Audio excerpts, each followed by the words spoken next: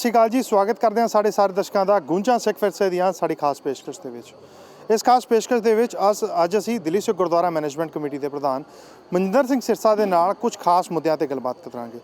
ਸਿਰਸਾ ਸਾਹਿਬ, ਪਹਿਲੇ ਤਾਂ ਬਹੁਤ-ਬਹੁਤ ਸਵਾਗਤ ਹੈ ਜੀ। ਥੈਂਕ ਯੂ ਜੀ, ਬਹੁਤ-ਬਹੁਤ ਧੰਨਵਾਦ। ਵਾਹਿਗੁਰੂ ਜੀ ਕਾ ਖਾਲਸਾ, ਵਾਹਿਗੁਰੂ ਜੀ ਕੀ ਫਤਿਹ। ਸਿਰਸਾ ਸਾਹਿਬ, ਅਸੀਂ ਕਈ ਟਾਈਮ ਤੋਂ ਦੇਖਦੇ ਆ ਰਹੇ ਹਾਂ ਪਾਕਿਸਤਾਨ ਦੇ ਵਿੱਚ ਘੱਟ ਗਿਣਤੀ ਭਾਈਚਾਰੇ ਦੇ ਉੱਤੇ ਕਈ ਹਮਲੇ ਹੋ ਰਹੇ ਨੇ। ਪਹਿਲੇ ਨਨਕਾਣਾ ਸਾਹਿਬ ਤੇ ਹਮਲਾ ਹੋਇਆ, ਪੱਥਰਬਾਜ਼ੀ ਕੀਤੀ ਗਈ ਤੇ ਗੋਲੀ ਵੀ ਚਲਾਈ ਗਈ ਉੱਥੇ। ਕਿੱਦਾਂ ਦੇਖਦੇ ਹੋ ਇਸ ਮਾਮਲੇ ਨੂੰ?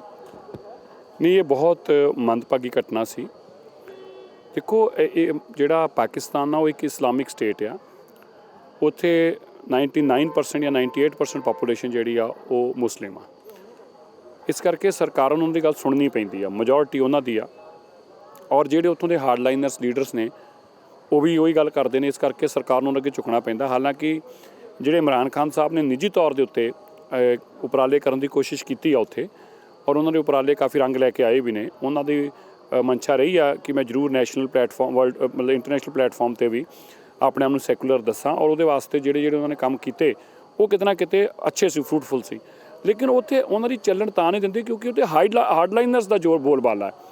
ਜਦੋਂ ਮੈਜੋਰਿਟੀ ਉੱਥੇ ਇਸ ਲਾਈਨ ਨੂੰ ਅਡੋਪਟ ਕਰਦੀ ਆ ਅਤੇ ਫਿਰ ਉਹ ਕਿਸੇ ਦਾ ਵੱਸ ਵੀ ਰਹਿ ਨਹੀਂ ਜਾਂਦਾ। ਸੋ ਇਸ ਕਰਕੇ ਇਹ ਇੱਕ ਬੜੀ ਹੈਰਾਨਗੀ ਦੀ ਗੱਲ ਹੈ ਕਿ ਉਹਨਾਂ ਲੋਕਾਂ ਦੇ ਦਿਲ ਕਿੰਨੇ ਖੁੱਲ੍ਹੇ ਨੇ।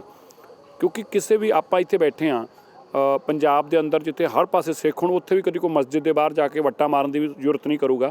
ਕਿਉਂਕਿ ਸਾਨੂੰ ਇਹ ਸਿਖਾਇਆ ਗਿਆ ਕਿ ਧਰਮ ਜਿਹੜੇ ਉਹ ਸਾਰੇ ਬਰਾਬਰ ਨੇ। ਗੁਰੂ ਸਾਹਿਬ ਨੇ ਬਹੁਤ ਵੱਡਾ ਸੰਦੇਸ਼ ਦਿੱਤਾ ਸੀ ਇਹ ਕਹਿ ਕੇ ਕਿ ਨਾ ਕੋਈ ਹਿੰਦੂ ਨਾ ਮੁਸਲਮਾਨ। ਉਹਨਾਂ ਦਾ ਸੰਦੇਸ਼ ਜਿਹੜਾ ਹੈ ਉਹ ਕਿਤੇ ਨਾ ਕਿਤੇ ਹਰ ਸਿੱਖ ਦੇ ਹਿਰਦੇ 'ਚ ਵੱਸਦਾ ਹੈ। ਸੋ ਉਸ ਗੱਲ ਦਾ ਸਭ ਨੂੰ ਬੜਾ ਦੁੱਖ ਹੋਇਆ ਵੀ ਕਿਤਨਾ ਕੋਈ ਨਹੀਂ ਜ਼ਰੂਰਤ ਕਰ ਸਕਦਾ ਗੁਰਦੁਆਰਾ ਸਾਹਿਬ ਦੇ ਕੰਪਾਊਂਡ 'ਚ ਖੜ੍ਹਾ ਹੋ ਕੇ ਇਹ ਕਹਿ ਦੇ ਕਿ ਇਹ ਗੁਰਦੁਆਰਾ ਗਿਰਾ ਕੇ ਮਸਜਿਦ ਬਣਾ ਦਾਂਗੇ। ਇਹ ਮਾਨਸਿਕਤਾ ਜਿਹੜੀ ਆ ਇਹ ਉਹਨੂੰ ਬਦਲਣ ਦੀ ਲੋੜ ਆ। ਨਹੀਂ, ਪਰ ਇਹ ਮਸਲੇ ਜਿਹੜੇ ਹੈਗੇ ਨੇ ਰੁਕਣਗੇ ਕਦ ਤੱਕ? ਕਿਉਂਕਿ ਹੁਣੇ ਥੋੜ੍ਹੇ ਟਾਈਮ ਪਹਿਲੇ ਹੀ ਹਰਮੀਤ ਸਿੰਘ ਦੇ ਭਰਾ ਦਾ ਕਤਲ ਕੀਤਾ ਗਿਆ। ਇੱਕ ਸਿੱਖ ਪੱਤਰਕਾਰ ਜੇ ਉੱਥੇ ਇੱਦਾਂ ਦੇ ਹਾਲਾਤ ਤੋਂ ਜੂਝ ਰਿਹਾ ਹੋਵੇ ਤੇ ਇੱਕ ਆਮ ਜਿਹੜਾ ਸਿੱਖ ਹੈਗਾ ਉਹ ਤੇ ਮਤਲਬ ਬਿਲਕੁਲ ਹੀ ਬੰਦ ਹੋ ਜਾਏਗਾ। ਨਹੀਂ, ਦੇਖੋ, ਤੇ ਬੰਦ ਹੀ ਨਹੀਂ। ਇਸੇ ਕਰਕੇ ਜਿਹੜੀ 2002 'ਚ ਜਨਗਣਨਾ ਹੋਈ ਉਹਦੇ 'ਚ ਵੀ 40,000 ਪਰਿਵਾਰ ਸੀਗੇ ਪਾਕਿਸਤਾਨ ਅੰਦਰ। ਉਸ ਤੋਂ ਬਾਅਦ ਉਹਨਾਂ ਜਿਹੜੀ ਹੁਣ ਜਨਗਣਨਾ ਹੋਈ ਉਹ 'ਚ ਉਹਨਾਂ ਨੇ ਗਿਣੇ ਹੀ ਨਹੀਂ ਸਿੱਖ, ਕਿਉਂਕਿ ਉੱਥੇ 3-4,000 ਪਰਿਵਾਰ ਹੀ ਰਹਿ ਗਏ ਨੇ। ਮੈਂ ਦੱਸਿਆ ਉੱਥੋਂ ਦੀ ਇੱਕ ਮਜਬੂਰੀ ਸਮਝੋ, ਉਹ ਹੈ ਹੀ ਇਸਲਾਮਿਕ ਕੰਟਰੀ ਆ। ਉਹਨਾਂ ਨੇ ਜਦੋਂ ਮੁਲਕ ਤੋੜ ਕੇ ਲਿਆ, ਉਹਨਾਂ ਨੇ ਪਾਕਿਸਤਾਨ ਨੂੰ ਇਸਲਾਮਿਕ ਕੰਟਰੀ ਬਣਾ ਕੇ ਲਿਆ। ਸੋ ਹੁਣ ਉੱਥੋਂ ਦੇ ਹਾਲਾਤ ਹੀ ਇਹੋ ਜਿਹੇ ਨੇ, ਤੁਸੀਂ ਉਹਨਾਂ ਨੂੰ ਕਿਵੇਂ ਬਦਲੋਗੇ? ਔਰ ਉੱਥੇ ਹੁਣ ਜ਼ਰੂਰ ਆ ਕਿ ਜਿਹੜਾ ਇੰਟਰਨੈਸ਼ਨਲ ਪੱਧਰ 'ਤੇ ਸਿੱਖਾਂ ਨੇ ਆਵਾਜ਼ ਚੁੱਕੀ, ਪੂਰੀ ਦੁਨੀਆ ਦੇ ਅੰਦਰ ਇਸ ਗੱਲ ਦਾ ਆਵਾਜ਼ ਚੁੱਕੀ, ਉਹਦਾ ਬਹੁਤ ਵੱਡਾ ਅਸਰ ਹੋਇਆ। ਉੱਥੋਂ ਦੀ ਅਕਲੀਅਤਾਂ ਨੂੰ ਵੀ ਜਿੱਥੇ ਸਹਾਰਾ ਮਿਲਿਆ, ਉੱਥੋਂ ਦੀ ਮੈਜੋਰਟੀ ਨੂੰ ਇਹ ਸਮਝ ਆਈ ਵੀ ਅਸੀਂ ਗਲਤ ਕੰਮ ਕਰ ਬੈਠੇ ਹਾਂ, ਸਾਡੇ ਲੋਕਾਂ ਨੇ ਗਲਤ ਕੰਮ ਕੀਤਾ। ਔਰ ਮੈਂ ਦੇਖਿਆ ਕਿ ਬਹੁਤ ਸਾਰੇ ਮੁਸਲਿਮ ਇਸਲਾਮਿਕ ਜਿਹੜੇ ਲੀਡਰਸ ਨੇ ਉਹਨਾਂ ਨੇ ਬਾਹਰ ਨਿਕਲ ਕੇ ਗੱਲ ਨੂੰ ਮੰਨਿਆ ਕਿ ਇਹ ਗਲਤ ਕੰਮ ਕੀਤਾ ਔਰ ਅਸੀਂ ਇਹਦੀ ਪੁਰਜ਼ੋਰ ਇਹਦੀ ਮਤਲਬ ਵਿਰੋਧਤਾ ਕਰਦੇ ਹਾਂ, ਪੁਰਜ਼ੋਰ ਇਹਦੀ ਨਿੰਦਾ ਕਰਦੇ ਹਾਂ। ਸੋ ਕਿਤੇ ਨਾ ਕਿਤੇ ਇਹਦਾ ਬਹੁਤ ਵੱਡਾ ਅਸਰ ਹੋਇਆ ਜੋ ਬਾਹਰ ਦੇ ਸਿੱਖਾਂ ਨੇ ਆਪਣੀ ਆਵਾਜ਼ ਨੂੰ ਬੁਲੰਦ ਕੀਤਾ ਹੈ। ਨਹੀਂ, ਪਰ ਜਿਹੜੇ ਪੰਜਾਬ ਦੇ ਮੰਤਰੀ ਰਹਿ ਚੁੱਕੇ ਸੀਗੇ ਉਹ ਤੇ ਜਦੋਂ ਤੇ ਦੋਸਤੀ ਨਿਭਾਉਣੀ ਸੀ ਉਦੋਂ ਤਾਂ ਚਲੇ ਜਾਂਦੇ ਸੀਗੇ, ਪਰ ਇੱਦਾਂ ਦੇ ਮਸਲਿਆਂ 'ਤੇ ਉਹ ਬਾਹਰ ਨਿਕਲ ਕੇ ਨਹੀਂ ਆਏ।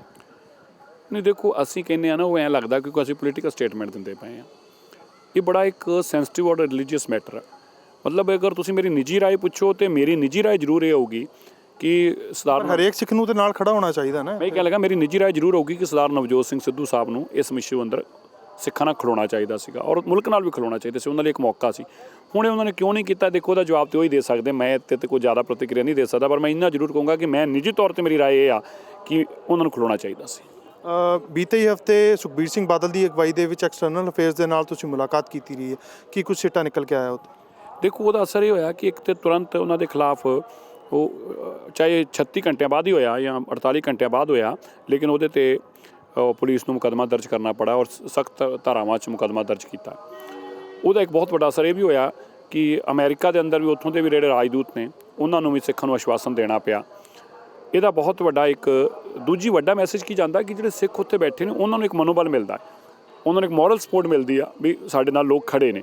ਇਹ ਬਹੁਤ ਜ਼ਰੂਰੀ ਹੁੰਦਾ ਇਹੋ ਜਿਹੇ ਵੇਲੇ ਕਿ ਤੁਹਾਨੂੰ ਮੋਰਲੀ ਸਪੋਰਟ ਮਿਲੇ, ਕਿਉਂਕਿ ਜਦੋਂ 1984 ਦਾ ਕਤਲੇਆਮ ਹੋਇਆ ਉਦੋਂ ਅਮਰੀਕਾ, ਇੰਗਲੈਂਡ, ਕੈਨੇਡਾ ਦੇ ਸਿੱਖਾਂ ਨੇ ਸਾਡੇ ਲਈ ਆਵਾਜ਼ ਨੂੰ ਬੁਲੰਦ ਕੀਤਾ ਸੀ। ਅੱਜ ਤੱਕ ਉਸ ਗੱਲ ਦਾ ਉਸ ਗੱਲ ਦਾ ਅਸਰ ਆ। ਉਹ ਇੱਥੇ ਆ ਕੇ ਲੜਾਈ ਭਾਵੇਂ ਨਹੀਂ ਲੜ ਸਕਦੇ ਸੀ, ਪਰ ਜੋ ਉਹਨਾਂ ਨੇ ਉੱਥੇ ਆਵਾਜ਼ ਚੁੱਕੀ ਉਹਦਾ ਇੱਕ ਲੋਕਾਂ 'ਚ ਮੈਸੇਜ ਗਿਆ ਕਿ ਦੇਖੋ, ਇਹ ਬਹੁਤ ਹਿੰਦੁਸਤਾਨ 'ਚ ਬਹੁਤ ਸਿੱਖਾਂ ਨੂੰ ਧੱਕਾ ਹੋਇਆ। ਚਲੋ ਠੀਕ ਹੈ, ਮੰਨ ਲਿਆ ਤੁਸੀਂ ਕਿਹਾ ਕਿ ਪਾਕਿਸਤਾਨ ਦੇ ਉੱਥੇ ਮੁਸਲਿਮ ਭਾਈਚਾਰਾ ਵੱਧ ਹੈਗਾ ਤਾਂ ਕਰਕੇ ਉੱਥੇ ਸਰਕਾਰ ਨੂੰ ਸੁਣਨੀ ਪੈਂਦੀ ਹੈ, ਪਰ ਮੱਧ ਪ੍ਰਦੇਸ਼ ਦੇ ਵਿੱਚ ਤਾਂ ਨਹੀਂ ਇੱਦਾਂ ਦਾ ਹੈਗਾ। ਉੱਥੇ ਦੇ ਸਿੱਖਾਂ ਦੇ ਇੰਨੀ ਤਸ਼ੱਦਦ ਢਾਈ ਹੈਗੀ ਆ, ਉੱਥੇ ਦੇ ਘਰ ਉਹਨਾਂ ਦੇ ਉਜਾੜੇ ਹੈਗੇ ਨੇ, ਤੇ ਉੱਥੇ ਕਿੱਦਾਂ ਦੇਖਦੇ ਹੋ? ਨਹੀਂ, ਉਹ ਤੇ ਬਹੁਤ ਧੱਕਾ ਸੀ। ਉਹ ਲੋਕ ਉੱਥੇ 50 ਸਾਲ ਤੋਂ ਵੱਸਦੇ ਪਏ ਨੇ। ਜਦੋਂ 1984 ਹੋਈ, ਉਹ ਜ਼ਰੂਰ ਉੱਥੋਂ ਛੱਡ ਕੇ ਨਿਕਲੇ ਸੀ ਕੁਝ ਸਮੇਂ ਵਾਸਤੇ, ਲੇਕਿਨ 3-3 4-4 ਸਾਲ ਬਾਅਦ ਵਾਪਸ ਆ ਗਏ ਸੀ। ਔਰ ਕਾਫੀ ਲੋਕ ਮੇਰੇ ਉੱਥੇ ਸਿਰਸਾ ਦੇ, ਫਤਿਆਬਾਦ ਦੇ ਰਹਿਣ ਵਾਲੇ ਨੇ। ਉਹਨਾਂ ਨੇ ਜਿਹੜੀਆਂ ਜ਼ਮੀਨਾਂ ਖਰੀਦੀਆਂ, ਲੋਕਾਂ ਨੂੰ ਇਸ ਸੱਚ ਗੱਲ ਸਮਝ ਨਹੀਂ ਆ ਪਾ ਰਹੀ, ਉਹਨਾਂ ਦਾ ਸਰਦਾਰਾਂ ਦਾ ਕੋਈ ਕਸੂਰ ਨਹੀਂ ਹੈਗਾ ਉੱਥੇ। ਉਹਨਾਂ ਨੇ ਜਿਹੜੀਆਂ ਜ਼ਮੀਨਾਂ ਖਰੀਦੀਆਂ ਔਰ ਜ਼ਮੀਨਾਂ ਦੀਆਂ ਰਜਿਸਟਰੀਆਂ ਹੋਈਆਂ, ਪਟਵਾਰੀਆਂ ਨੇ ਫਰਦਾਂ ਚੜਾਈਆਂ, ਉਹਨਾਂ ਦੇ ਨਾਮ ਇੰਤਕਾਲ ਚੜੇ, ਲੇਕਿਨ ਅਚਾਨਕ ਆ ਕੇ ਤੇ ਇਹ ਕਹਿ ਦਿੱਤਾ ਗਿਆ ਕਿ ਆਦੀਵਾਸੀ ਜਿਹੜੀ ਹੈ ਜ਼ਮੀਨ ਆ, ਤੇ ਇਸ ਕਰਕੇ ਅਸੀਂ ਖਾਲੀ ਕਰਾ ਰਹੇ ਹਾਂ। ਔਰ ਬਕਾਇਦਾ ਉੱਥੇ ਨਾਅਰੇ ਲਗਾਏ ਗਏ कि जो सरदारों का साथ देगा और जूते मारो सालों को। फिर क्या गया कि सरदारों को यहाँ से निकाल कर छोड़ेंगे। ਇਹ ਗੱਲਾਂ ਨੇ ਪੂਰੀ ਦੁਨੀਆ ਦੇ, ਫਿਰ ਮੈਂ ਉਹੀ ਦੁਬਾਰਾ ਕਹਿਣਾ ਚਾਹੁੰਦਾ ਕਿ ਦੁਨੀਆ ਦੇ ਸਿੱਖ ਜਦੋਂ ਜਿਸ ਚੀਜ਼ ਦਾ ਨੋਟਿਸ ਲੈਂਦੇ ਨੇ ਉਹਦਾ ਅਸਰ ਹੁੰਦਾ ਹੈ। ਦਿੱਲੀ ਸਿੱਖ ਗੁਰਦੁਆਰਾ ਮੈਨੇਜਮੈਂਟ ਕਮੇਟੀ ਦਾ ਡੈਲੀਗੇਸ਼ਨ ਸਰਦਾਰ ਸੁਖਬੀਰ ਸਿੰਘ ਬਾਦਲ ਸਾਹਿਬ ਜਿਹਨੂੰ ਹੁਕਮ ਆਇਆ, ਤੁਰੰਤ ਪਹੁੰਚਿਆ ਇੱਥੋਂ, ਉਸ ਵੇਲੇ ਨਿਕਲੇ ਔਰ ਵਿਦਿਨ 48 ਆਵਰਸ ਉੱਥੋਂ ਦੇ ਸਿੱਖਾਂ ਦੀਆਂ ਜਿੱਥੇ ਜ਼ਮੀਨਾਂ ਦੇ ਇੰਤਕਾਲਾਂ ਦਾ ਇਸ਼ੂ ਸੌਟ ਆਊਟ ਕਰਾਇਆ, ਉਹਨਾਂ ਦੇ ਮਕਾਨ ਜਿਹੜੇ ਸੀ ਉਹਨਾਂ ਦਾ ਸੌਟ ਆਊਟ ਕਰਾਇਆ। ਬਾਕਾਇਦਾ ਉਸ SDM ਤਹਿਸੀਲਦਾਰ ਸਾਰੇ ਸਸਪੈਂਡ ਹੋਏ। ਔਰ ਕਿਉਂਕਿ ਇੱਕ ਜੁੜਤਾ 'ਚ ਸਾਰੀ ਕੌਮ ਨੇ ਆਵਾਜ਼ ਨੂੰ ਬੁਲੰਦ ਕੀਤਾ। ਜਦੋਂ ਇਹੋ ਜਿਹੇ ਵਿਸ਼ੇ ਉੱਠਦੇ ਨੇ ਤੇ ਜਦੋਂ ਕਮਿਊਨਿਟੀ ਸਤਰਕ ਆ ਤੇ ਉਹਦਾ ਜਿਹੜਾ ਹੈ ਦੂਰਅੰਦੇਸ਼ੀ ਉਹਨਾਂ ਤੇ ਅਸਰ ਜਾਂਦਾ ਔਰ ਉਹਨਾਂ ਨੂੰ ਲੱਗਦਾ ਕਿ ਨਹੀਂ ਇਹਨਾਂ ਦੇ ਵਾਰਸ ਹੈਗੇ ਨੇ ਪਿੱਛੇ। ਕਮਲਨਾਥ ਵਰਗਾ ਬੁੱਚਰ ਜਿਹੜਾ ਹੈ ਜਿਹਨੇ ਸਿੱਖਾਂ ਦਾ ਇੰਨਾ ਵੱਡਾ ਕਤਲੇਆਮ ਕੀਤਾ, ਉਹਨੂੰ ਵੀ ਇੱਥੇ ਝੁਕਣਾ ਪਿਆ। ਨਹੀਂ, ਪਰ ਇਹ ਮਸਲੇ ਰੁਕਣਗੇ ਕਦ ਤੱਕ? ਕਿਉਂਕਿ ਪਾਕਿਸਤਾਨ ਦੀ ਗੱਲ ਹੋਵੇ, ਮੱਧ ਪ੍ਰਦੇਸ਼ ਦੀ ਗੱਲ ਹੋਵੇ, UP ਦੀ ਗੱਲ ਹੋਵੇ, ਇਹ ਮਸਲੇ ਰੁਕਣਗੇ ਕਦ ਤੱਕ? ਹਾਲ ਹੀ ਵਿੱਚ ਤੇ ਗੁਰੂ ਨਾਨਕ ਦੇਵ ਜੀ ਪ੍ਰਕਾਸ਼ ਪੁਰਬ ਮਨਾਇਆ, ਘਰ ਘਰ ਤੱਕ ਸੁਨੇਹਾ ਪਹੁੰਚਾਇਆ।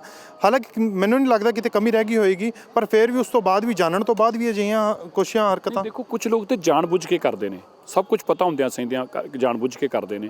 ਕੁਝ ਵਿਸ਼ੇ ਹੁੰਦੇ ਨੇ ਕਿ ਜਿਹੜੇ ਰੂਟੀਨ 'ਚ ਹੁੰਦੇ ਨੇ, ਪਰ ਕੁਝ ਵਿਸ਼ਿਆਂ ਨੂੰ ਜਾਣਬੁੱਝ ਕੇ ਕੀਤਾ ਜਾਂਦਾ ਹੈ। ਔਰ ਕਈ ਲੋਕ, ਕਿਉਂਕਿ ਇੱਥੇ ਵੀ ਜਿਹੜੇ ਹਾਰਡਲਾਈਨਰ ਸੋਚ ਦੇ ਲੋਕ ਨੇ ਨਾ, ਉਹ ਜਾਣ-ਬੁੱਝ ਕੇ ਆਪਣੀ ਈਗੋ ਦੀ ਸੈਟੀਸਫੈਕਸ਼ਨ ਵਾਸਤੇ ਇਹ ਕੰਮ ਕਰਦੇ ਨੇ। ਜਿਹੜਾ ਤੁਸੀਂ ਜਿਹੜੇ ਗੱਲ ਕਰ ਰਹੇ ਜੇ ਉੱਤਰ ਪ੍ਰਦੇਸ਼ ਦਾ, ਉਹ ਇਹੀ ਕੇਸ ਆ। ਜਿਹੜਾ ਮੁਕੱਦਮਾ ਦਰਜ ਹੋਇਆ ਉਹ ਧਾਰਾ 144 ਲੱਗੀ ਸੀ। ਧਾਰਾ 144 ਜਦੋਂ ਵੀ ਲੱਗਦੀ ਆ, ਉਹਦੇ ਅੰਦਰ ਬੜਾ ਸਪਸ਼ਟ ਹੁੰਦਾ ਹੈ ਕਿ ਕੋਈ ਰਿਲੀਜੀਅਸ ਫੰਕਸ਼ਨ ਹੋਵੇ ਜਾਂ ਕਿਸੇ ਦਾ ਸੰਸਕਾਰ ਹੀ ਹੋਣਾ ਹੋਵੇ ਜਾਂ ਕਿਸੇ ਦਾ, ਉਹਨੂੰ ਰੋਕਿਆ ਥੋੜ੍ਹਾ ਜਾ ਸਕਦਾ।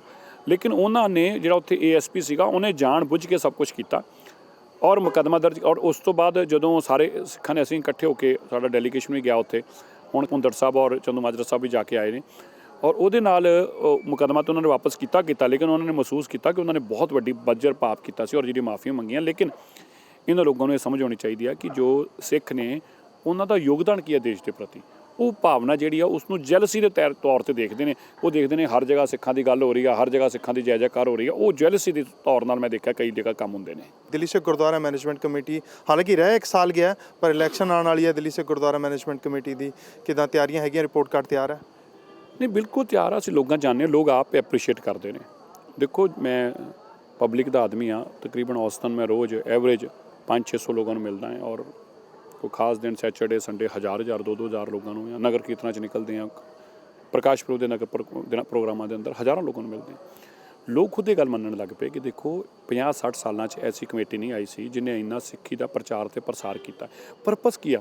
ਗੁਰਦੁਆਰਾ ਕਮੇਟੀ ਦਾ ਪਰਪਸ ਪੋਲੀਟੀਕਲ ਗੰਦ ਪਾਉਣਾ ਨਹੀਂ ਹੁੰਦਾ। ਗੁਰਦੁਆਰਾ ਕਮੇਟੀ ਦਾ ਪਰਪਸ ਪੋਲੀਟੀਕਲ ਗੰਦ ਦੂਜੇ ਵਿਰੋਧੀਆਂ ਤੇ ਚਿੱਕੜ ਪਾਉਣਾ ਨਹੀਂ ਹੁੰਦਾ। ਦਿੱਲੀ ਸਿੱਖ ਗੁਰਦੁਆਰਾ ਮੈਨੇਜਮੈਂਟ ਕਮੇਟੀ ਦਾ ਪਰਪਸ ਕੀ ਆ? ਉਹ ਪਰਪਸ ਇਹ ਆ ਕਿ ਸਿੱਖੀ ਦਾ ਪ੍ਰਚਾਰ ਤੇ ਪ੍ਰਸਾਰ, ਇਤਿਹਾਸ ਦੀ ਜਾਣਕਾਰੀ। ਅੱਜ ਦੇਖੋ, ਜੋ ਗੁਰੂ ਨਾਨਕ ਦੇਵ ਪਾਤਸ਼ਾਹ ਜੀ ਦੀ ਅਸੀਂ ਸੈਲੀਬ੍ਰੇਸ਼ਨ ਕੀਤੀਆਂ, ਦੁਨੀਆ ਨੇ ਮੰਨਿਆ ਉਸ ਨੂੰ।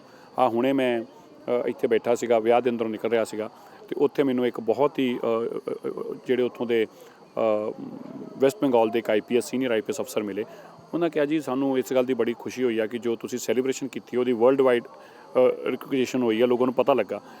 ਜਾਂ ਜੋ ਅਸੀਂ ਪ੍ਰਚਾਰ ਦੇ ਜਾਣਕਾਰੀ ਦੇ ਰਹੇ ਹਾਂ, ਵੀਡੀਓ ਬਣਾ ਕੇ ਹਜ਼ਾਰਾਂ ਲੋਕਾਂ ਦਾ ਇੱਕ ਵੀਡੀਓ ਜਿਹੜੀ ਆ ਉਹ 5-5 ਮਿਲੀਅਨ 6-6 ਮਿਲੀਅਨ ਨੂੰ ਰੀਚ ਕਰਦੀ ਹੈ। ਔਰ ਹਜ਼ਾਰਾਂ ਲੋਕਾਂ ਨੂੰ, ਲੱਖਾਂ ਲੋਕਾਂ ਨੂੰ, ਕਰੋੜਾਂ ਲੋਕਾਂ ਨੂੰ ਮੈਂ ਕਹੂੰਗਾ ਇੱਕ ਇਤਿਹਾਸ ਦੀ ਜਾਣਕਾਰੀ ਮਿਲਦੀ ਪਈ ਆ। ਇਸੇ ਤਰੀਕੇ ਜੋ ਸਿੱਖਾਂ ਦੀ ਲੜਾਈ ਲੜਦੇ ਪਏ ਦਿੱਲੀ ਗੁਰਦੁਆਰਾ ਮੈਨੇਜਮੈਂਟ ਕਮੇਟੀ, ਦੁਨੀਆ 'ਚ ਕਿਤੇ ਕੋਈ ਗੱਲ ਹੁੰਦੀ ਆ, ਅਤੇ ਇਸ ਕਰਕੇ ਅੱਜ ਖੁਦ ਸਿੱਖ ਇਸ ਗੱਲ ਨੂੰ ਮਹਿਸੂਸ ਕਰਦੇ। ਜਿੱਥੇ ਵੀ ਜਾਈਦਾ ਉਹ ਕਹਿੰਦੇ ਨੇ ਕਿ ਦੇਖੋ ਜੀ, ਕਮੇਟੀ ਇਹੀ ਦੇਖੀ 60 ਸਾਲਾਂ ਬਾਅਦ ਕੋਈ ਆਈ ਹੈ ਜਿੰਨੇ ਕਮੇਟੀ ਨੇ ਕਰਕੇ ਦਿਖਾਇਆ। ਇੱਕ ਨੌਜਵਾਨ ਸਾਡੀ ਟੀਮ ਆ, ਨੌਜਵਾਨਾਂ ਦੀ ਟੀਮ ਆ, ਹਰ ਕਿਸੇ ਦੇ ਅੰਦਰ ਜਜ਼ਬਾ ਹੈ ਕੰਮ ਕਰਨ ਦਾ, ਸੋਚ ਪੋਜ਼ਿਟਿਵ ਆ, ਕੰਮ ਕਰਨਾ ਆਉਂਦਾ ਹੈ। ਔਰ ਦੂਜਾ ਪਰਪਸ ਇਹ ਆ ਕਿ ਕੋਈ ਗੰਦ ਪਾਉਣਾ, ਕੋਈ ਵਿਰੋਧੀਆਂ ਦੇ ਉੱਤੇ ਚਿੱਕੜ ਪਾਉਣਾ ਸਾਡਾ ਪਰਪਸ ਨਹੀਂ ਹੈਗਾ। ਸਾਡਾ ਪਰਪਸ ਇਹ ਆ ਕਿ ਸਿੱਖ ਕੌਮ ਦੀ ਲੜਾਈ ਲੜਦਾ। ਸੋ ਬਿਲਕੁਲ ਇਹ ਸਨ ਦਿੱਲੀ ਸਿੱਖ ਗੁਰਦੁਆਰਾ ਮੈਨੇਜਮੈਂਟ ਕਮੇਟੀ ਦੇ ਪ੍ਰਧਾਨ ਮਨਜਿੰਦਰ ਸਿੰਘ ਸਿਰਸਾ। ਸਾਫ਼ ਤੌਰ ਤੇ ਕਹਿ ਦਿੱਤਾ ਗਿਆ ਹੈ ਕਿ ਆਉਣ ਵਾਲੇ ਸਮੇਂ ਵਿੱਚ ਜਾਂ ਹੁਣ ਦੇ ਵਿੱਚ ਪਰਪਸ ਜਿਹੜਾ ਹੈਗਾ ਉਸ ਨੂੰ ਕਲੀਅਰ ਕਰ ਦਿੱਤਾ ਗਿਆ ਤੇ ਉਸ ਤੇ ਹੀ ਚੱਲਿਆ ਜਾਵੇਗਾ। ਕੈਮਰਾਮੈਨ ਸ਼ਸ਼ੀ ਦੇ ਨਾਲ Jagjit Singh, PTC news, Delhi. Break ਤੋਂ ਬਾਅਦ ਆਪ ਸਾਰੇ ਦਰਸ਼ਕਾਂ ਦਾ ਸਵਾਗਤ ਹੈ ਤੇ ਹੁਣ ਸਾਡੇ ਨਾਲ ਮੌਜੂਦ ਨੇ ਦਿੱਲੀ ਸਿੱਖ ਗੁਰਦੁਆਰਾ ਮੈਨੇਜਮੈਂਟ ਕਮੇਟੀ ਦੇ ਜਨਰਲ ਸਕੱਤਰ ਹਰਮੀਤ ਸਿੰਘ ਕਾਲਕਾ। ਕਾਲਕਾ ਸਾਹਿਬ, ਤੁਹਾਨੂੰ ਜ਼ਿੰਮੇਵਾਰੀ ਸੌਂਪੀ ਗਈ ਹੈ ਸ਼੍ਰੋਮਣੀ ਅਕਾਲੀ ਦਲ ਵੱਲੋਂ, ਦਿੱਲੀ ਇਕਾਈ ਦਾ ਪ੍ਰਧਾਨ ਨਿਯੁਕਤ ਕੀਤਾ ਗਿਆ ਹੈ। ਮੈਂ ਸਭ ਤੋਂ ਪਹਿਲਾਂ ਧੰਨਵਾਦ ਕਰਾਂਗਾ ਪਾਰਟੀ ਦੇ ਪ੍ਰਧਾਨ ਸਰਦਾਰ ਸੁਖਬੀਰ ਸਿੰਘ ਬਾਦਲ ਸਾਹਿਬ ਦਾ, ਜਿਨ੍ਹਾਂ ਨੇ ਵਿਸ਼ਵਾਸ ਰੱਖਿਆ ਔਰ ਇਹ ਅਹਿਮ ਜ਼ਿੰਮੇਵਾਰੀ ਜਿਹੜੀ ਦਿੱਲੀ ਦੇ ਵਿੱਚ ਦਿੱਤੀ ਔਰ ਉਸ ਵਕਤ ਦਿੱਤੀ ਜਿਸ ਵਕਤ ਸ਼੍ਰੋਮਣੀ ਅਕਾਲੀ ਦਲ 100 ਸਾਲ ਪੂਰੇ ਬਣਾਉਣ ਜਾ ਰਿਹਾ। ਮੈਂ ਸਮਝਦਾ ਕਿ ਇਹ ਇੱਕ ਬਹੁਤ ਵੱਡੀ ਜ਼ਿੰਮੇਵਾਰੀ ਹੈ ਔਰ ਸਮੂਹ ਮੈਂਬਰ ਸਾਹਿਬਾਨ ਔਰ ਪਾਰਟੀ ਦੇ ਜਿਹੜੇ ਵਰਕਰ ਨੇ ਇਹਨਾਂ ਨੂੰ ਨਾਲ ਮਿਲ ਕੇ ਪਾਰਟੀ ਦੀ ਚੜ੍ਹਦੀ ਕਲਾ ਦੀ ਅਸੀਂ ਗੱਲ ਕਰਾਂਗੇ। ਸਕੱਤਰ ਸਾਹਿਬ, ਜੇ ਗੱਲ ਕਰੀਏ ਹੁਣੇ ਬੀਤੇ ਸਮੇਂ ਦੇ ਵਿੱਚ ਪਾਕਿਸਤਾਨ ਦੇ ਵਿੱਚ ਨਨਕਾਣਾ ਸਾਹਿਬ ਤੇ ਪਥਰਾਵ ਕੀਤਾ ਗਿਆ ਤੇ ਕਈ ਹੋਰ ਇਦਾਂ ਦੇ ਮੁੱਦੇ ਖੜੇ ਹੋਏ ਤੇ ਸ਼੍ਰੋਮਣੀ ਅਕਾਲੀ ਦਲ ਤੇ ਦਿੱਲੀ ਸਿੱਖ ਗੁਰਦੁਆਰਾ ਮੈਨੇਜਮੈਂਟ ਕਮੇਟੀ ਵੱਲੋਂ ਧਰਨਾ ਵੀ ਦਿੱਤਾ ਗਿਆ, ਰੋਸ ਪ੍ਰਦਰਸ਼ਨ ਵੀ ਕੀਤਾ ਗਿਆ, ਉਸ ਨੂੰ ਲੈ ਕੇ ਕਿੱਦਾਂ ਦੇਖਦੇ ਹੋ? ਦੇਖੋ, ਬੜੀ ਮੰਦਭਾਗੀ ਗੱਲ ਸੀ ਕਿ ਉਹਦੇ ਉੱਤੇ ਪਥਰਾਵ ਕਰਨ ਦੀ ਵੀ ਗੱਲ ਕੀਤੀ ਗਈ, ਗੁਰਦੁਆਰਾ ਨਨਕਾਣਾ ਸਾਹਿਬ ਦਾ ਨਾਮ ਬਦਲਣ ਦੀ ਗੱਲ ਕੀਤੀ ਗਈ। ਐਸੇ ਸ਼ਰਾਰਤੀ ਤੱਤਵ ਜਿਹੜੇ ਸਮਾਜ ਦੇ ਵਿੱਚ ਇੱਕ ਮਾਹੌਲ ਖਰਾਬ ਕਰਦੇ ਨੇ ਔਰ ਉਹਨਾਂ ਦੇ ਮਾਹੌਲ ਖਰਾਬ ਕਰਨ ਨਾਲ ਜਿੱਥੇ ਅਕਾਲੀ ਦਲ ਨੇ ਆਪਣਾ ਫਰਜ਼ ਨਿਭਾਇਆ, ਦਿੱਲੀ ਸਿੱਖ ਗੁਰਦੁਆਰਾ ਪ੍ਰਬੰਧਕ ਕਮੇਟੀ ਦੇ ਸਹਿਯੋਗ ਨਾਲ ਅਸੀਂ ਉੱਥੇ ਪ੍ਰੋਟੈਸਟ ਵੀ ਕੀਤਾ, ਉਹਨਾਂ ਨੂੰ ਮੈਮੋਰੈਂਡਮ ਵੀ ਦਿੱਤੇ, ਹਾਈ ਕਮਿਸ਼ਨ ਨੂੰ ਮਿਲ ਕੇ ਆਏ ਪਾਕਿਸਤਾਨ ਦੇ, ਔਰ ਐਸਾ ਇੱਕ ਦਬਾਅ ਬਣਾਇਆ ਜਿਹਦੇ ਨਾਲ ਕੀ ਕਹਿੰਦੇ ਨੇ ਮਾਹੌਲ ਪਿਆ। ਮਗਰ ਅਫਸੋਸਜਨਕ ਗੱਲ ਕਿ ਜਿਹੜੀ 2-3 ਦਿਨ ਉਹਨਾਂ ਨੇ ਡਿਲੇ ਕੀਤਾ ਇਸ ਆਪਣੇ ਐਕਸ਼ਨ ਲੈਣ ਦੇ ਵਿੱਚ, ਉਹਦੇ ਕਰਕੇ ਉਹਨਾਂ ਨੂੰ ਉੱਥੇ ਦਿੱਕਤ ਆਈ ਔਰ ਜਿਹੜੇ ਸਾਡੇ ਨੌਜਵਾਨ ਸਿੱਖ ਦਾ ਉੱਥੇ ਕਤਲ ਹੋਇਆ, ਇਹ ਸਿਰਫ ਉਹਨਾਂ ਦਾ ਡਿਸੀਜਨ ਲੇਟ ਕਰਨ ਦੇ ਕਰਕੇ ਹੋਈ। ਅਗਰ ਇਹ ਸਰਕਾਰ ਨੇ ਉਹਨਾਂ ਦੇ ਉੱਤੇ ਪਹਿਲੇ ਹੀ ਦਬਾਅ ਬਣਾਇਆ ਹੁੰਦਾ ਤਾਂ ਮੈਂ ਸਮਝਦਾ ਕਿ ਉਸ ਨੌਜਵਾਨ ਦੇ ਉੱਤੇ ਹੱਤਿਆ ਵੀ ਨਹੀਂ ਹੋਣੀ ਸੀ। ਬੀਤੇ ਹੀ ਹਫ਼ਤੇ ਸੁਖਬੀਰ ਸਿੰਘ ਬਾਦਲ ਦੀ ਅਗਵਾਈ ਦੇ ਵਿੱਚ ਐਕਸਟਰਨਲ ਅਫੇਅਰਸ ਦੇ ਨਾਲ ਤੁਸੀਂ ਮੁਲਾਕਾਤ ਕੀਤੀ ਰਹੀ ਹੈ ਸੀਗੀ, ਉਹਦੇ ਵਿੱਚ ਕੀ ਕੁਝ ਸਿੱਟਾ ਨਿਕਲ ਕੇ ਸਾਹਮਣੇ ਆਇਆ? ਉਹਦੇ ਵਿੱਚ ਮੈਂ ਵੀ ਨਾਲ ਗਿਆ ਸੀ ਔਰ ਸਾਡੇ ਮੈਂਬਰ ਪਾਰਲੀਮੈਂਟ ਸਾਹਿਬ ਬਲਵਿੰਦਰ ਸਿੰਘ ਭੁੰਦਰ ਸਾਹਿਬ, ਪ੍ਰੇਮ ਸਿੰਘ ਚੰਦੂ ਮਾਜਰਾ ਜੀ, ਨਰੇਸ਼ ਗੁਜਰਾਲ ਜੀ, ਸਰਦਾਰ ਮਨਜਿੰਦਰ ਸਿੰਘ ਸਿਰਸਾ ਔਰ ਅਵਤਾਰ ਸਿੰਘ ਹਿੱਤ ਗਏ ਸੀ। ਉੱਥੇ ਉਹਨਾਂ ਨੇ ਪੂਰਾ ਆਸ਼ਵਾਸਨ ਦਿੱਤਾ ਔਰ ਉਹਦਾ ਹੀ ਦਬਾਅ ਕਰਕੇ ਉਸ ਲੜਕੇ ਨੂੰ ਅਰੈਸਟ ਕੀਤਾ ਗਿਆ ਔਰ ਮੈਂ ਸਮਝਦਾ ਕਿ ਸਰਕਾਰਾਂ 'ਤੇ ਦਬਾਅ ਪਾਉਣਾ, ਸਰਕਾਰਾਂ ਕੋਲੋਂ ਸਿੱਖਾਂ ਦੇ ਹਿੱਤ ਦੀ ਗੱਲ ਕਰਨਾ, ਇਹ ਅਕਾਲੀ ਦਲ ਦਾ ਫਰਜ਼ ਹੈ ਔਰ ਅਕਾਲੀ ਦਲ ਆਪਣੀ ਪੂਰੀ ਇਮਾਨਦਾਰੀ ਦੇ ਨਾਲ ਇਸ ਦੇ ਉੱਤੇ ਕੰਮ ਕਰ ਰਿਹਾ। ਜਦੋਂ 1947 ਦੇ ਵਿੱਚ ਵੰਡ ਹੋਈ ਉਦੋਂ ਸਿੱਖਾਂ ਦੀ ਜਿਹੜੀ ਗਿਣਤੀ ਸੀਗੀ ਉਹ ਵੱਧ ਸੀਗੀ ਐਜ਼ ਕੰਪੈਰੀਜ਼ਨ ਅੱਜ ਦੇ ਮੁਕਾਬਲੇ, ਤੇ ਅੱਜ ਦੇ ਮੁਕਾਬਲੇ ਦੇਖੀ ਜਾਵੇ ਉਹ ਕੁਝ ਸਿੱਖ ਰਹਿ ਗਏ ਨੇ ਤੇ ਉਹਨਾਂ ਦੇ ਉੱਤੇ ਵੀ ਇਦਾਂ ਦੇ ਹਮਲੇ ਕੀਤੇ ਜਾ ਰਹੇ ਨੇ। ਉੱਥੇ ਮਿਨੋਰਟੀਜ਼ ਬਿਲਕੁਲ ਅਨਸੇਫ ਹੈਗੀਆਂ ਨੇ ਔਰ ਮਿਨੋਰਟੀਜ਼ ਦੇ ਅਨਸੇਫ ਹੋਣ ਕਰਕੇ ਹੀ ਉਹਨਾਂ ਦੀ ਮਾਈਗ੍ਰੇਸ਼ਨਸ ਹੋਈਆਂ ਨੇ ਉੱਥੋਂ ਕਿਧਰੇ ਜਿੱਥੇ ਉਹਨਾਂ ਨੂੰ ਬੈਟਰ ਲੱਗਿਆ, ਚਾਹੇ ਉਹ ਪਾਕਿਸਤਾਨ ਦੇ ਦੂਜੇ ਕੋਨੇ ਚਲੇ ਗਏ ਜਾਂ ਹਿੰਦੁਸਤਾਨ ਆ ਗਏ, ਜਿੱਥੇ ਜਿੱਥੇ ਨਹੀਂ ਜਿਨ੍ਹਾਂ ਦੀ ਸੈਟਿੰਗਸ ਹੈਗੀਆਂ ਸੀ ਉੱਥੇ ਚਲੇ ਗਏ। ਮਗਰ ਉੱਥੋਂ ਲੋਕ 1947 ਦੇ ਨਾਲ ਕੰਪੈਰੀਜ਼ਨ ਕਰੇ ਤੇ ਅੱਜ 10ਵਾਂ ਹਿੱਸਾ ਵੀ ਉੱਥੇ ਨਹੀਂ ਰਹਿ ਗਏ ਤੇ ਮੈਂ ਸਮਝਦਾ ਵਾਂ ਕਿ ਇਹ ਇੱਕ ਸੋਚਣ ਵਾਲਾ ਵਿਸ਼ੇ ਤੇ ਹੈ ਹੀ ਹੈ।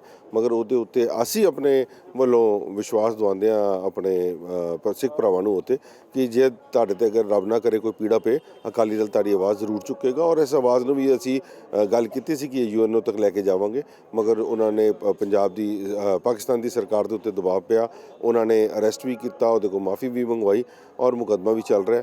ਮੈਂ ਸਮਝਦਾ ਕਿ ਇਹ ਜਿਹੜਾ ਸਾਰੇ ਸਿੱਖ ਭਾਈਚਾਰੇ ਇਕੱਠਾ ਹੋਇਆ ਉਹਦੇ ਨਾਲ ਬੜਾ ਫਰਕ ਪਿਆ। ਸ਼੍ਰੋਮਣੀ ਅਕਾਲੀ ਦਲ ਵੱਲੋਂ ਤੁਹਾਡੇ ਮੋਢਿਆਂ ਤੇ ਇੱਕ ਹੋਰ ਜ਼ਿੰਮੇਵਾਰੀ ਪਾਈ ਗਈ ਹੈ, ਤੁਹਾਨੂੰ ਪ੍ਰਧਾਨ ਬਣਾਇਆ ਗਿਆ ਤੇ ਜਨਰਲ ਸਕੱਤਰ ਵੀ ਤੁਸੀਂ ਦਿੱਲੀ ਸਿੱਖ ਗੁਰਦੁਆਰਾ ਮੈਨੇਜਮੈਂਟ ਕਮੇਟੀ ਦੇ ਹੈਗੇ ਹੋ ਤੇ ਆਉਣ ਵਾਲੇ ਸਮੇਂ ਵਿੱਚ ਹੁਣ ਦਿੱਲੀ ਕਮੇਟੀ ਦੀ ਇਲੈਕਸ਼ਨ ਆ ਰਹੀ ਹੈ, ਕਿੱਦਾਂ ਦੀ ਤਿਆਰੀਆਂ ਨੇ ਹੁਣ? ਦੇਖੋ, ਹਲੇ ਦਿੱਲੀ ਦੀ ਇਲੈਕਸ਼ਨਸ ਨੂੰ ਹਲੇ ਸਾਲ ਪਿਆ ਔਰ ਹਲੇ ਬੜੀ ਜਲਦੀ ਹੈ ਇਸ ਬਾਰੇ ਕਹਿਣਾ। ਮਗਰ ਮੈਂ ਸਮਝਦਾ ਕਿ ਸ਼੍ਰੋਮਣੀ ਅਕਾਲੀ ਦਲ ਦੇ ਜਿਹੜਾ ਵਰਕਰ ਜਿਹੜਾ ਘਰ ਸੁਸਤ ਬੈਠਾ ਸੀ, ਪਰਸੋਂ ਜਦ ਮੇਰੀ ਜੁਆਇਨਿੰਗ ਹੋਈ ਉਹਦੇ ਵਿੱਚ ਉੱਥੋਂ ਪਤਾ ਚੱਲਦਾ ਕਿੰਨਾ ਵੱਡਾ ਹੁੰਗਾਰਾ ਦਿੱਤਾ, ਹਜ਼ਾਰਾਂ ਦੀ ਗਿਣਤੀ ਦੇ ਵਿੱਚ ਇੱਥੇ ਲੋਕ ਪਹੁੰਚੇ ਔਰ ਉਹਨਾਂ ਨੂੰ ਲਾਮਬੰਦ ਕਰਨਾ, ਉਹਨਾਂ ਨੂੰ ਜ਼ਿੰਮੇਵਾਰੀਆਂ ਦੇਣੀਆਂ, ਇਹ ਮੇਰੀ ਪ੍ਰਾਇੋਰਟੀ ਰਹੇਗੀ ਔਰ ਸਾਰੀ ਜਥੇਬੰਦੀ ਨੂੰ ਇਕੱਠਾ ਕਰਕੇ ਦਿੱਲੀ ਦੇ ਵਿੱਚ 46 ਦੀ 46 ਸੀਟਾਂ ਦੇ ਉੱਤੇ ਜਿੱਤ ਹਾਸਲ ਕਰਾਂਗੇ। ਸੋ ਬਿਲਕੁਲ ਇਹ ਸਨ ਦਿੱਲੀ ਸਿੱਖ ਗੁਰਦੁਆਰਾ ਮੈਨੇਜਮੈਂਟ ਕਮੇਟੀ ਦੇ ਜਨਰਲ ਸਕੱਤਰ ਹਰਮੀਤ ਸਿੰਘ ਕਾਲਕਾ। ਸਾਫ਼ ਤੌਰ ਤੇ ਦੱਸ ਦਿੱਤਾ ਗਿਆ ਹੈ ਕਿ ਆਉਣ ਵਾਲੇ ਸਮੇਂ ਦੇ ਵਿੱਚ ਦਿੱਲੀ ਕਮੇਟੀ ਦੀ ਇਲੈਕਸ਼ਨ ਹੋਵੇਗੀ ਤੇ 46 ਦੀ 46 ਸੀਟਾਂ ਤੇ ਜਿੱਤ ਪ੍ਰਾਪਤ ਹੋਵੇਗੀ। ਗੁਰੂ ਗੋਬਿੰਦ ਸਿੰਘ ਜੀ ਦੇ ਪ੍ਰਕਾਸ਼ ਪੁਰਬ ਮੌਕੇ ਦਿੱਲੀ ਸਿੱਖ ਗੁਰਦੁਆਰਾ ਮੈਨੇਜਮੈਂਟ ਕਮੇਟੀ ਵੱਲੋਂ ਦਿੱਲੀ ਦੇ ਵਿੱਚ ਨਗਰ ਕੀਰਤਨ ਕੱਢਿਆ ਗਿਆ। ਇਸ ਗੱਲ ਦੀ ਕਿ ਇਸ ਨਗਰ ਕੀਰਤਨ ਦੇ ਵਿੱਚ ਜਿੱਥੇ ਅਲੌਕਿਕ ਇਲਾਹੀ ਬਾਣੀ ਧੰਨ ਧੰਨ ਸਾਹਿਬ ਸ੍ਰੀ ਗੁਰੂ ਗੋਬਿੰਦ ਸਿੰਘ ਮਹਾਰਾਜ ਦੀ ਕਿਰਪਾ ਦੇ ਨਾਲ ਸੰਗਤਾਂ ਗਾਇਨ ਕਰ ਰਹੀਆਂ ਹਨ, ਉੱਥੇ ਨਾਲ ਹੀ ਗੁਰਦੁਆਰਾ ਪ੍ਰਬੰਧਕ ਕਮੇਟੀ ਨੇ ਵਿਸ਼ੇਸ਼ ਤੌਰ ਦੇ ਉੱਤੇ ਇੰਤਜ਼ਾਮ ਕੀਤਾ ਹੈ ਕਿ ਸਿੱਖੀ ਦੇ ਉੱਤੇ ਪਹਿਰਾ ਦਿੱਤਾ ਜਾਏ। ਔਰ ਮੈਂ ਆਪ ਜੀ ਨੂੰ ਨਗਰ ਕੀਰਤਨ ਦੇ ਵਿੱਚ ਦਿਖਾਣਾ ਚਾਹਾਂਗਾ ਕਿ ਇੱਥੇ ਵਿਸ਼ੇਸ਼ ਤੌਰ ਦੇ ਉੱਤੇ ਇੱਕ ਇਸ ਤਰ੍ਹਾਂ ਦੀ ਪ੍ਰਦਰਸ਼ਨੀ ਕੀਤੀ ਗਈ ਆ ਜਿਹਦੇ ਵਿੱਚ 5 ਕਕਾਰਾਂ ਦਾ ਇੱਕ ਟੈਬਲੂ ਬਣਾਇਆ ਗਿਆ ਹੈ, ਜਿਹਦੇ 'ਚ ਹਾਈਲਾਈਟ ਕੀਤਾ ਗਿਆ ਹੈ ਕਿ ਗੁਰੂ ਸਾਹਿਬ ਵੱਲੋਂ ਬਖਸ਼ੇ ਹੋਏ 5 ਕਕਾਰ ਉਹ ਹਰ ਇੱਕ ਸਿੱਖ ਵਾਸਤੇ ਜ਼ਰੂਰੀ ਹੈ, ਅੰਮ੍ਰਿਤ ਛਕਣਾ ਹਰ ਸਿੱਖ ਵਾਸਤੇ ਜ਼ਰੂਰੀ ਹੈ। ਦਸਤਾਰ ਨੂੰ ਇਸ ਨਗਰ ਕੀਰਤਨ ਦੇ ਵਿੱਚ ਪ੍ਰਮੋਟ ਕੀਤਾ ਜਾ ਰਿਹਾ ਹੈ, ਬੱਚਿਆਂ ਨੂੰ ਦਸਤਾਰ ਦੀ ਸਿਖਲਾਈ ਦਿੱਤੀ ਜਾ ਰਹੀ ਹੈ, ਬੱਚਿਆਂ ਦੇ ਸੀਸ ਦੇ ਉੱਤੇ ਦਸਤਾਰ ਸਜਾਈ ਜਾ ਰਹੀ ਹੈ, ਉਹਨਾਂ ਨੂੰ ਨਾਲ ਦਸਤਾਰ ਗਿਫਟ ਕੀਤੀ ਜਾ ਰਹੀ ਹੈ। ਇਸੇ ਤਰ੍ਹਾਂ ਹੀ ਪੋਲਿਊਸ਼ਨ ਦੇ ਰਿਲੇਟਡ ਇੱਕ ਪ੍ਰਦਰਸ਼ਨੀ ਕੀਤੀ ਗਈ ਹੈ, ਜਿਹਦੇ 'ਚ ਅਸੀਂ ਗਮਲੇ ਵੀ ਪੌਦੇ ਵੀ ਵੰਡ ਰਹੇ ਹਾਂ, ਡਿਸਟ੍ਰੀਬਿਊਟ ਕਰ ਰਹੇ ਹਾਂ। ਨਾਲ ਹੀ ਅਸੀਂ ਗੋ ਗ੍ਰੀਨ ਦੇ ਨਾਂ ਤੇ ਇੱਕ ਬਹੁਤ ਵੱਡਾ ਟੈਬਲੂ ਬਣਾਇਆ ਹੈ, ਜਿਹਦੇ 'ਚ ਅਸੀਂ ਇੱਕ ਗੁਰੂ ਸਾਹਿਬ ਦੀ ਗੁਰਬਾਣੀ ਦੀਆਂ ਤੁਕਾਂ ਦੇ ਨਾਲ ਜੋ ਸੰਦੇਸ਼ ਗੁਰੂ ਸਾਹਿਬ ਨੇ ਇਨਵਾਇਰਨਮੈਂਟ ਦਾ ਦਿੱਤਾ ਹੈ ਉਹ ਦੇਣ ਦੀ ਕੋਸ਼ਿਸ਼ ਕੀਤੀ ਹੈ।